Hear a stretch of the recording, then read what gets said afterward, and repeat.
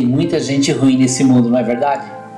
E olha, acredite, Davi era um homem que passou por situações muito complicadas, porque muitas pessoas ruins tramavam contra a sua vida. E não é diferente para muitos nos dias de hoje. Muitas pessoas, às vezes, têm pessoas tramando contra ela no trabalho, na família, amigos, vizinhos, conhecidos, e muitas pessoas mal intencionadas. Olha, mas Deus tem um caminho para a pessoa que se firma nele. E eu quero destacar alguns pontos sobre esse aspecto. Se você quer saber um pouquinho sobre essa lição de hoje, como ser vitorioso em meio a tantas pessoas que tramam contra a sua vida, eu quero convidar você a estudar comigo essa lição. Eu sou o professor Brandão, da Escola Bíblica Dominical da Igreja Batista em Brás Cubas. E o texto que eu quero destacar hoje está em Salmos. Davi escreveu a maioria dos Salmos. Olha o que ele fala. Tem misericórdia de mim, ó Deus, porque o homem procura devorar-me e oprime pelejando todo dia. No dia em que eu temer, hei de confiar em ti. Em Deus louvarei a sua palavra. Em Deus pus a minha confiança e não temerei. Que me pode fazer a carne? Olha o estado de espírito de Davi, né? Davi realmente ele colocava a sua confiança em Deus. Ele estava ali realmente percebendo a trama que as pessoas faziam contra ele, né? O tempo todo, todo dia. Mas Davi tinha confiança em Deus, era um homem de muita fé. Versículo 5: todos os dias torcem as minhas palavras, ou seja, as pessoas politicamente, né, pegam as palavras dele e fazem dar um sentido totalmente contrário. Temos visto isso também muito na política dos dias de hoje. Continuando, todos os seus pensamentos são contra mim para o mal. Ou veja, esse hábito das pessoas mudar as palavras, mudar o discurso, falar alguma coisa a seu respeito, tentar mudar a perspectiva, isso são características de pessoas más. Elas não firmam na verdade, não estão pautadas no que é correto, no que é justo. E Deus vê tudo isso e Ele julga. Olha o versículo 6. Ajuntam-se, escondem-se, espiam os meus passos, como aguardando a minha morte. Estão sempre na espreita, né? Tu contaste as minhas vagueações, põe as minhas lágrimas no teu odre. Não estão elas no teu livro?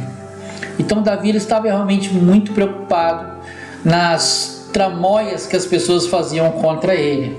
Eu quero destacar um versículo aí, que é o 11. Olha o que diz Davi na sua frase.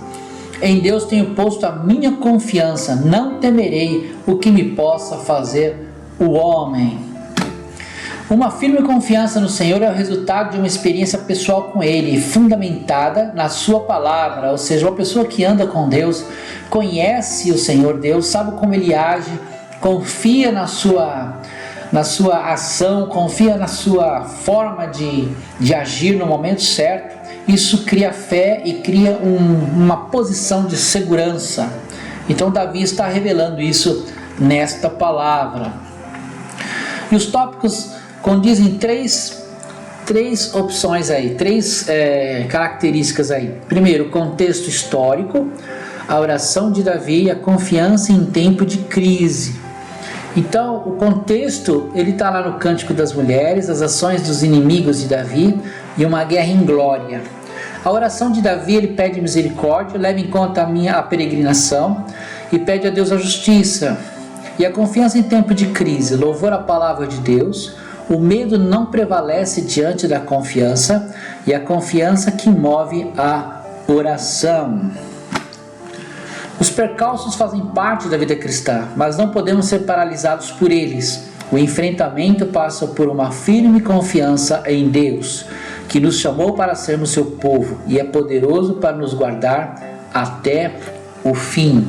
Guarde isso. Se você anda com Deus, se você tem um compromisso com Ele, se você fala com Ele, se Ele é o grande Deus da sua vida, Ele vai cuidar de todos os seus passos. E Davi expressa a situação complicada que ele estava, né? Ele estava fugindo de Saul. Saul planejava matá-lo, então Saul tinha informantes, Saul tinha súditos, Saul tinha gente ao serviço, né, do governo, porque ele era o rei de Israel na época, e procurava tramá-lo contra a vida dele o tempo todo. E ele foi para Gate, uma cidade natal de Golias. Estava cercado pelas ações de Saul e pelos prováveis ataques dos filisteus, a fim de vingar a morte de Golias. Então Davi, ele estava sendo perseguido pelos filisteus que queriam vingar a morte de Golias, que era aquele gigante que ele matou, né? E deixou uma situação vergonhosa para os filisteus. E também estava fugindo de Saul, né? Que Saul temia dele tomar o trono, porque ele sabia que Davi tinha sido ungido pelo profeta Samuel. Então o medo, marcado por ataques vorazes de seus inimigos, o levou a um profundo diálogo com Deus. Então Davi estava temendo, né? Ele estava profundamente temeroso pela sua vida. Ele estava realmente pedido, né? Os caras queriam matar ele. E era algo realmente assim, por uma questão de tempo. Que era muita gente querendo matá-lo. E após Davi ter derrotado Golias, as mulheres de Israel vieram a Saul cantando. Saul irou-se e passou a ter inveja de Davi. Então as mulheres de Israel falou que Saul feriu os seus milhares, porém Davi os seus 10 milhares. Então isso gerou uma profunda inveja no coração de Saul. Davi ainda era muito jovem, era um garotinho ainda, e Davi, né? Era muito jovem, era um garotinho, um adolescente, e Saul já era um soldado adulto, né? Um homem forte, alto, ele era rei de Israel. Então isso gerou uma inveja, um ciúmes muito grande na cabeça de Saul. E o espírito maligno apoderou-se dele, né? Ele passou a perseguir Davi. Então o tempo todo ele queria matá-lo, não dava trégua. Então ele colocou o exército, colocou os seus subordinados, seus súditos, para de alguma forma se aproximar e tirar a vida de Davi. Você tem inveja de alguém? Isso é um espírito que está na sua vida? Então você precisa tratar esse sentimento e peça a Deus para arrancá-lo do seu coração. Isso não é bom. Isso não é bom mesmo. Nós, como cristãos, nós não podemos nutrir esse tipo de sentimento. A Bíblia fala que nós temos que ter contentamento com as coisas que Deus nos dá. Então Deus escreve a nossa história dentro das nossas escolhas. Então aquilo que nós escolhemos, Deus faz parte da nossa história, e nós também temos que arcar com as nossas consequências das nossas decisões, tanto as certas como as erradas. E Saul é tomado por inveja, planejava sistematicamente a morte de Davi. Davi, para escapar, foge e procura abrigo em Gate, entre os inimigos do povo de Deus. As agressões dos seus inimigos eram sem tréguas, elas eram incansáveis. Os cristãos também sofrem investidas. A ênfase não é tanto quanto as pessoas, mas o espírito maligno que influencia e usa as pessoas. A guerra arquitetada por Saul contra Davi era inglória, uma luta com todas as forças, uma verdadeira caça-pulga, como diz Davi em Salmo 24:14. Ele chegou a mobilizar 3.000 soldados, né? Eles estavam acompanhado apenas de 600 soldados. Então Davi estava numa quantidade numérica muito inferior. E Saul mandou caçar Davi igual um rato.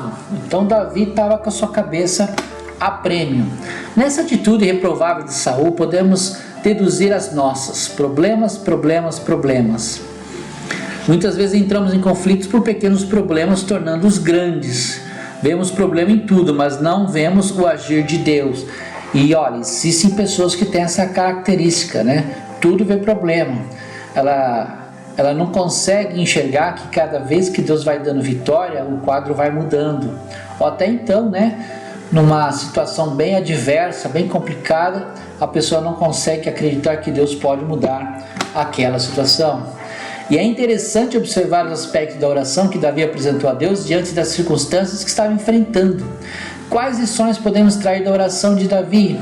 Então Davi, ele tinha aquela característica, né? Senhor, me socorre, Senhor, me ajuda. Senhor, eu estou num estado de espírito muito debilitado, não estou bem. Eles tramam contra a minha vida, eles armam contra mim, eles criam ciladas, eles mudam as frases, as palavras, articulam de todas as formas. Então Davi coloca a sua situação na presença de Deus e pede a Deus a misericórdia, porque eles não davam trégua, era diariamente. Davi tinha plena consciência do poder dos seus inimigos. O gigante agora era forte e voraz e persistente.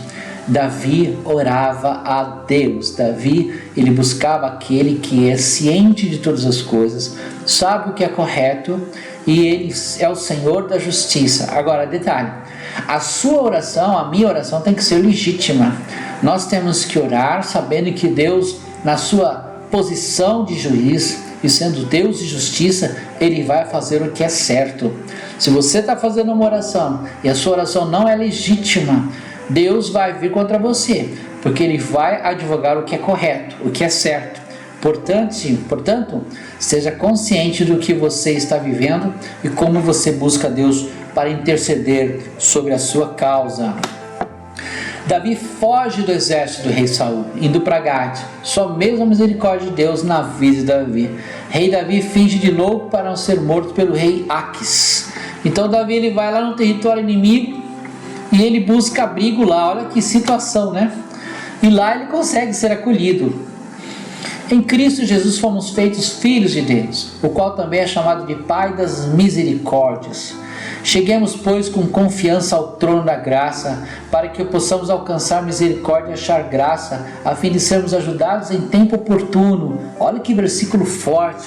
Ele fala, olha, vamos chegar na presença de Deus, com toda a graça que Ele tem, que Ele é, o grande Deus que Ele é, o Deus que é chamado Deus da misericórdia. E se nós tivermos um posicionamento, de alcançar o seu favor, nós vamos ser ajudados no momento certo, no tempo oportuno.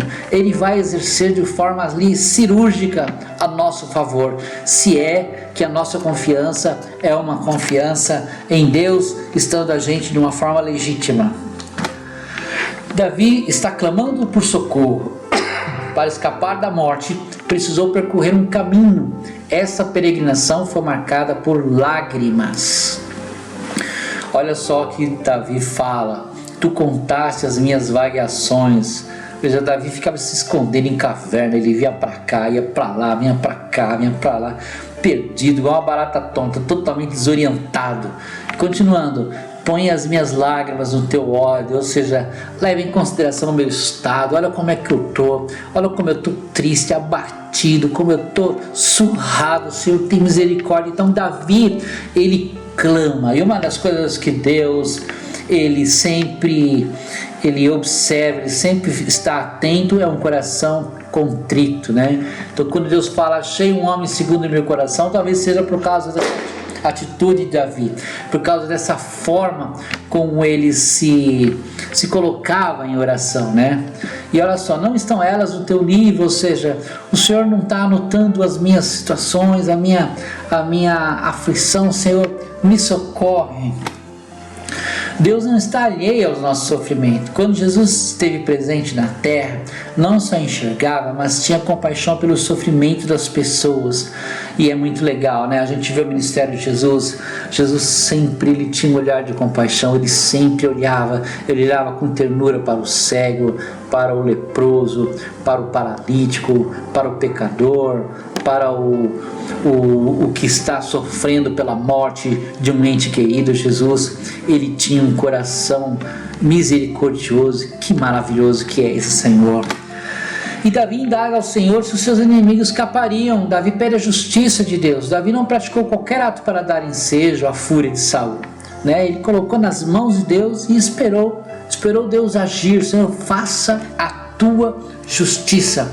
Às vezes a gente quer com ímpeto ir para frente, para o embate, Às vezes a gente quer fazer a justiça, mostrar o que é o certo, mas Deus no momento certo Ele revela, no momento certo Deus pratica a justiça e Ele mostra, para os adversários a vergonha das atitudes que eles estão fazendo. É preciso ler os textos que expressam pedidos de justiça nos Salmos, sem deixar de considerar o ensino e a orientação do Novo Testamento. Dizem que a vingança é um prato que se come frio. Isso não vale para nós. Os que creem na palavra de Deus não nos interessa. Deus me fará justiça.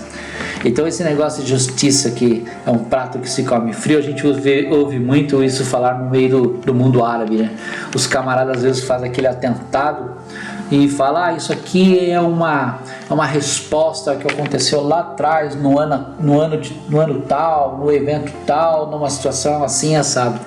Então essa é a questão de vingança, um povo que está sempre sofrendo, né, querendo se vingar, né? Mas aquele que anda com Deus, confia em Deus, descansa em Deus, coloca a justiça nas mãos de Deus, e Deus, Ele sabe fazer isso muito bem. Deus não fará justiça aos seus escolhidos, que clamam a Ele de dia e de noite, ainda que tardio para com eles. Digo-vos que depressa lhes fará justiça. Lucas, olha só, Deus, Ele ouve, né, os que clamam para Ele de dia e de noite. Então veja bem, aqueles que clamam de dia e de noite são pessoas que têm hábito de oração, são aqueles que têm um relacionamento com Deus, né? E mesmo parecendo que é tarde, né, a justiça de Deus, Deus depressa Ele faz a justiça, Ele faz no momento certo, porque os olhos do Senhor estão sobre os justos, e os seus ouvidos atentos às suas orações, mas o rosto do Senhor é contra os que fazem o mal. 1 Pedro, não vos vingueis a vós mesmos, amados, mas dai lugar à ira, porque está escrito, minha é a vingança, eu recompensarei, diz o Senhor. Olha, Deus puxa a justiça para Ele, Ele fala, deixa comigo que eu resolvo esse negócio. Minha é a vingança, horrenda coisa cair nas mãos do Deus vivo. Não erreis, Deus não se deixa escarnecer, porque tudo que o homem semear, isso também ceifará. O que você planta, né? Aquilo que você planta é o que você vai colher. Se você planta amor, você vai colher amor. Se você planta discórdia, você vai colher discórdia. Se você planta misericórdia, você vai colher misericórdia. A oração de Davi demonstra atitudes que revelam a confiança no Senhor em tempos difíceis. A experiência de Davi alimenta a nossa confiança no Senhor. Então, fé é confiança no agir de Deus. O salmista declara que em Deus louvaria a sua palavra, gloriar-se na palavra do Senhor. Então, quando você está passando por situação complicada, você deve orar e também se vestir de vestes de louvor. Estar, né, na sua boca palavras que engrandecem o nome do Senhor. Davi está vivendo um paradoxo. De um lado, as ameaças e os planos de seus inimigos para matá-lo. Então ele poderia entregar-se à desesperança. E do outro lado, as promessas de Deus, confiar na palavra de Deus. Porque Davi, ele era ungido, né? Ungido a rei. Mas depois que ele foi ungido, a vida dele só piorou, né? Depois que Samuel unge Davi, a vida deles virou um problema só, inveja e gente querendo matá-lo. Então, às vezes a vida do cristão é assim mesmo, é preciso conhecer e dar valor à palavra de Deus, confiar em Deus, que Deus vai mudar a sorte, Deus vai mudar o quadro. O medo não prevalece diante da confiança. No dia em que eu temer, hei de confiar em ti. Então, em vários momentos, Jesus disse para que não tivéssemos medo. O medo pode impedir o nosso crescimento, por isso precisamos superá-lo. Não é fácil, né? É muito difícil a gente às vezes ser forte no meio de problemas, né, diversos que a gente passa, um diagnóstico de uma doença terrível, às vezes uma situação no trabalho, às vezes uma situação na justiça. Somos tomados pelo medo. É relevante o fato do salmista, mesmo com medo, orar. É importante fazer isso, né?